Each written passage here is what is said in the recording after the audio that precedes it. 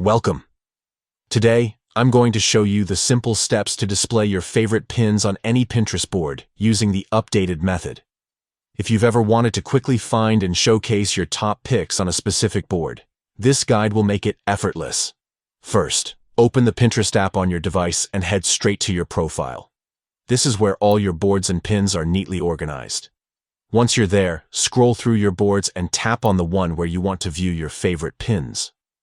Now look for the filter icon at the top of the board screen. It usually looks like a funnel or 3 horizontal lines with sliders. Tap on that icon to open the filtering options. Among the available filters, you'll see an option labeled Favorites.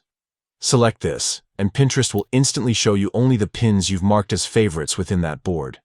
This is a great way to quickly access your best-loved pins without having to scroll through everything. By using this feature, you can easily organize and enjoy your most treasured pins, whether you're planning a project, gathering inspiration, or simply revisiting your top finds. That's all there is to it. Open Pinterest, go to your profile, tap the board, hit the filter icon, and choose Favorites.